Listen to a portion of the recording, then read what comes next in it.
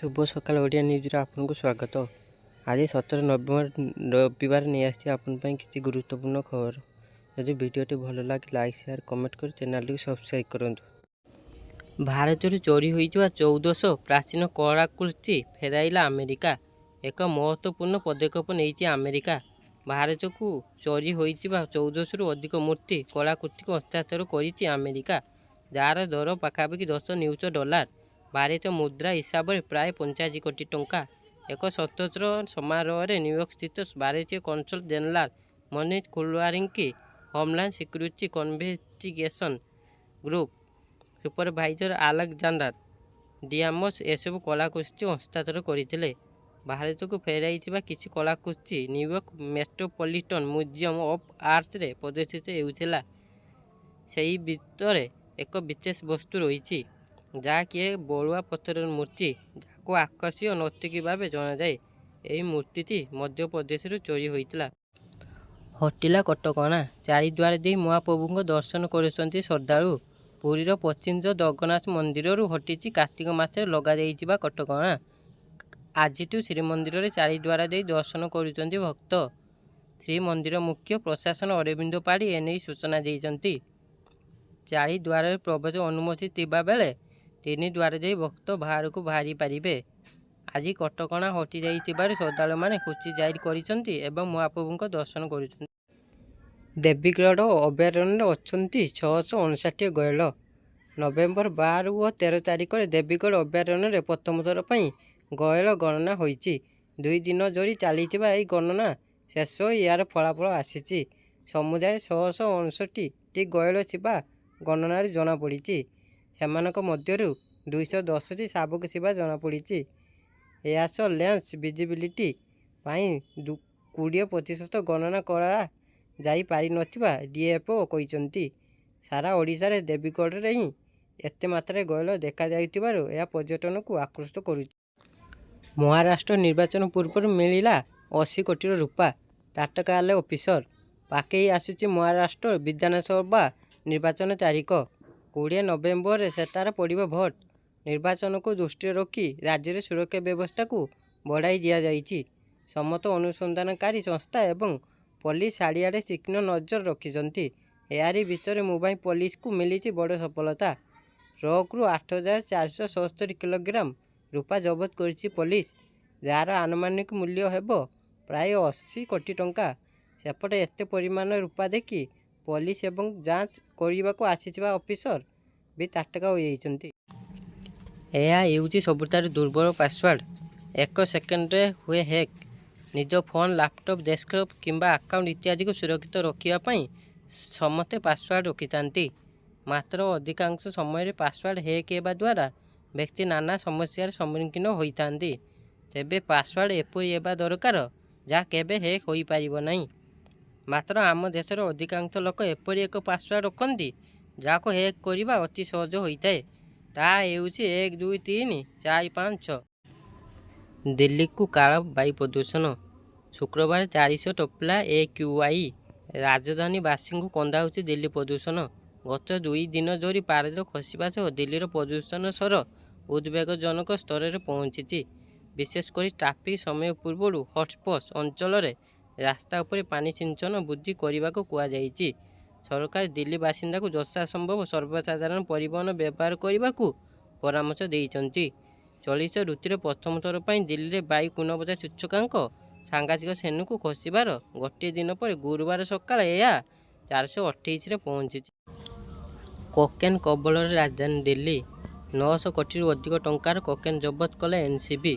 राजधानी दिल्ली धरा पड़ा 82 केजी अधिक कोकेन। एक कोरियर सेंटर यह कोकेन जबत होईची, जार आनुमानिक मूल्य 900 कोटी टंकार अधिक हेबो। केंद्र गृहमंत्री एने सूचना देइछंती। ड्रग्स रैकेट विरोध में अनुसंधान जारी रहिबो बोली कहिसंती अमित शाह। एते परिमाण रे कोकेन जबत होइतिबारु एनसीबी बा नारकोटिक कंट्रोल ब्यूरो को शुभेच्छा जणाइछंती गृहमंत्री।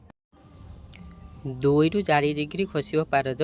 आगामी 4 ରୁ 5 दिन मध्य ओडिशा रे विभिन्न जिल्ला रे सर्वनिम्न तापमात्रा 2 ରୁ 4 डिग्री पर्यंत ह्रास पाइब बोली आंचलिक पाणीपाग विज्ञान केन्द्र पक्षरु पूर्वानुमान करा जायछि। ଏଥିସହ ଚଳିତ ବର୍ଷ ରାଜ୍ୟର ସର୍ବନିମ୍ନ ତାପମାତ୍ରା ଉଦୟଗିରିଠାରେ 12 ଡିଗ୍ରୀ ରେକର୍ଡ ହୋଇଛି। ଏଥିସହ ଅଧିକାଂଶ ସହରର ପାରଦ 20 ଡିଗ୍ରୀ ତଳକୁ ଖସି ଆସିଛି। ରାଉରକେଲାରେ 13.9 ଡିଗ୍ରୀ ରେକର୍ଡ କରାଯାଇଥିବା ବେଳେ ଝାରସୁଗୁଡ଼ା ଓ ଅନୁଗୁଳରେ 14.6, ଫୁଲବାଣୀ ଓ ଦାରିଙ୍ଗବାଡ଼ିରେ 15 ଓ ସୁନ୍ଦରଗଡ଼ ଜିଲ୍ଲାରେ କିରେଇରେ 15.4 ଡିଗ୍ରୀ ଲେଖାଏଁ ରହିଥିଲା। ଏନକ୍ଲୋଜରରେ ଜିନତର ପ୍ରଥମ ଶିକାର। ମହାରାଷ୍ଟ୍ରରୁ ଅଣାଯାଇ ଗୁରୁବାର ସନ୍ଧ୍ୟାରେ ଶିମିଳିପାଳ ଅଭୟାରଣ୍ୟରେ ପହଞ୍ଚିଥିବା ବାଘୁଣୀ ଜିନସ୍ କୁଆଡ଼ ଭିତରେ ପ୍ରଥମ ଶିକାର କରିଛି। ଶୁକ୍ରବାର ରାତି ପ୍ରାୟ 10ଟାରେ ଜିନସ୍ ରହୁଥିବା ସ୍ୱତନ୍ତ୍ର କୁଆଡ଼ ଭିତରକୁ ଏକ ବାରହା ଛଡ଼ାଯାଇଥିଲା, ଯାହାକୁ ଗୋଡ଼ାଇ ଗୋଡ଼ାଇ ଶିକାର କରିଥିଲା ଜିନତ୍। ଶିମିଳିପାଳରେ ପହଞ୍ଚିବା ପରେ ଜିନତର ଏହା ପ୍ରଥମ ଶିକାର ଥିଲା। ବାରହାକୁ ଶିକାର କରିସାରିବା ପରେ ପେଟ ଭରି ଖାଇଥିଲା ବାଘୁଣୀ। ଖାଇସାରିବା ପରେ ପାଣି ପିଇ ବିଶ୍ରାମ କରିଥିଲା। ଏନେଇ ଏସ୍ଆଇଟିଆର୍ ପକ୍ଷରୁ ସୂଚନା ମିଳିଛି। ହିନ୍ଦୁଙ୍କୁ ମାଡ଼ ମାରିଥିବା କାନାଡା ପୁଲିସ ଦୋଷମୁକ୍ତ। କାନାଡାର ବ୍ରାମ୍ପଟନରେ ହିନ୍ଦୁ ସଭା ମନ୍ଦିର ଭଙ୍ଗାରୁଜା ବେଳେ ହିନ୍ଦୁ ଭକ୍ତଙ୍କୁ ମାଡ଼ ମାରିଥିବା ପୁଲିସ ଅଧିକାରୀଙ୍କୁ କ୍ଲିନ୍ ଚିଟ୍ ମିଳିଛି। ଖଲିସ୍ତାନୀ ଆତଙ୍କବାଦୀମାନେ ମନ୍ଦିର ଭାଙ୍ଗିବା ପରେ ଏହାକୁ ବିରୋଧ କରି ହିନ୍ଦୁ ଭକ୍ତମାନେ ବିକ୍ଷୋଭ ପ୍ରଦର୍ଶନ କରିଥିଲେ। ବିକ୍ଷୋଭକୁ ନିୟନ୍ତ୍ରଣ କରିବା ଲାଗି ପୁଲିସ ବାହିନୀ ପହଞ୍ଚିଥିଲେ। ଏହି ସମୟରେ ଜଣେ ପୁଲିସ ଅଧିକାରୀ ହିନ୍ଦୁ ଭକ୍ତଙ୍କୁ ମାରଧର କରିଥିଲେ। ନଭେମ୍ବର 3ରେ ହିନ୍ଦୁଙ୍କୁ ପୁଲିସ ମାଡ଼ ମାରିବାର ଭିଡ଼ିଓ ସାମାଜିକ ଗଣମାଧ୍ୟମରେ ପ୍ରଚାରିତ ହୋଇଥିଲା। ଏହି ଘଟଣାର ତଦନ୍ତ ପରେ ସମ୍ପୃକ୍ତ ପୁଲିସ ଅଧିକାରୀଙ୍କୁ କ୍ଲିନଚିଟ୍ ଦିଆଯାଇଛି। ଖତଗଦାରୁ ବିଡ଼ା ବିଡ଼ା ଟଙ୍କା ଜବତ। ଜଳେଶ୍ୱର ଖମର୍ଦ୍ଧା ଥାନା ବରମଣ୍ଡାରୁଣୀ ଗାଁରେ ହାଇଦ୍ରାବାଦ ପୋଲିସ ମା ଓ ପୁଅକୁ ଅଟକ ରଖିଛି। ଏହା ସହିତ ଘର ଓ ଖତଗଦାରୁ ବିଡ଼ା ବିଡ଼ା ଟଙ୍କା ଜବତ ହୋଇଛି। ହାଇଦ୍ରାବାଦର ଆଗ୍ରୋ ଇଣ୍ଡଷ୍ଟ୍ରିଜ୍ରୁ 1 ଲକ୍ଷ ଚୋରି ଘଟଣାରେ ପୋଲିସ ଛାନଭିନ୍ କରିଛି। ଆଗ୍ରୋ ଇଣ୍ଡଷ୍ଟ୍ରିଜ୍ରୁ ଟଙ୍କା ଚୋରି କରି ଶଳାଙ୍କ ହାତରେ ଭିଣୋଇ ପଠାଇଥିଲେ। ଶଳାଙ୍କ ଟଙ୍କା ଆଣି ଘରକୁ ଆସିଥିଲେ। ଘଟଣା ପରେ ଭିଣୋଇ ଫେରାର ହୋଇଥିବା ସୂଚନା ମିଳିଛି। ଓଡ଼ିଶା ଅକ୍ଷୟ ଶକ୍ତି କ୍ଷମତା 140 ଗିଗାୱାଟ୍। ଟାସ୍କଫୋର୍ସ ଉତ୍କର୍ଷ କେନ୍ଦ୍ର ହେବ।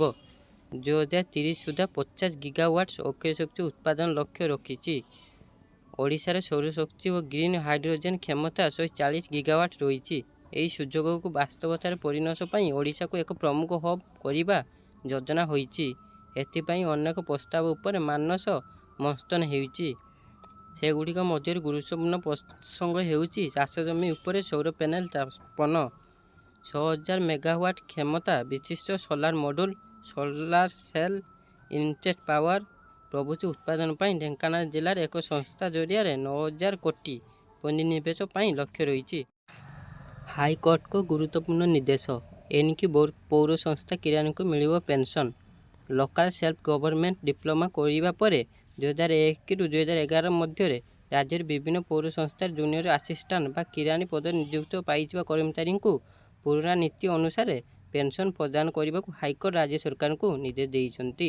ସରୋଜକାନ୍ତ ମହାପାତ୍ର ଏବଂ ଅନ୍ୟମାନଙ୍କ ପକ୍ଷରୁ ଆଗତ ମାମଲାର ଶୁଣାଣି କରି ବିଚାରପତି ଜଷ୍ଟିସ୍ ଏସ୍.କେ. ପାଣିଗ୍ରାହୀ ଏହି ନିର୍ଦ୍ଦେଶ ଦେଇଛନ୍ତି।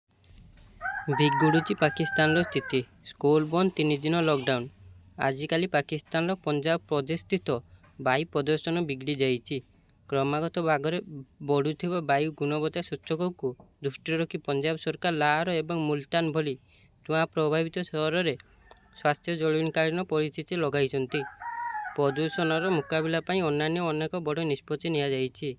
ପଞ୍ଜାବ ସରକାରର ବରିଷ୍ଠ ମନ୍ତ୍ରୀ ମରିୟମ ଔରଙ୍ଗଜେବ ଶୁକ୍ରବାର ଲାହୋରରେ ଏହି ସମସ୍ୟା ବିଷୟରେ ଗଣମାଧ୍ୟମକୁ କହିଛନ୍ତି। ସେ କହିଛନ୍ତି ଯେ ଧୂଆଁର ସମସ୍ୟା ସ୍ୱାସ୍ଥ୍ୟ ସଙ୍କଟରେ ପରିଣତ ହୋଇଛି। ଦ୍ୱିତୀୟ ଥର ବାପା ହେଲେ ରୋହିତ। ଅଷ୍ଟ୍ରେଲିଆ ଗସ୍ତରୁ ଖୁସି ଖବର ଦେଲେ ଟିମ୍ ଇଣ୍ଡିଆର ଅଧିନାୟକ ରୋହିତ ଶର୍ମା। ସେ ଦ୍ୱିତୀୟ ସନ୍ତାନର ବାପା ହୋଇଛନ୍ତି।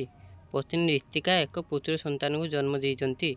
ବର୍ଡର ଗାଭାସ୍କର ଟ୍ରଫି ପାଇଁ ଭାରତୀୟ ଟିମ୍ ଅଷ୍ଟ୍ରେଲିଆ ଗସ୍ତ କରି ଅଭ୍ୟାସ ଜାରି ରଖିଛି।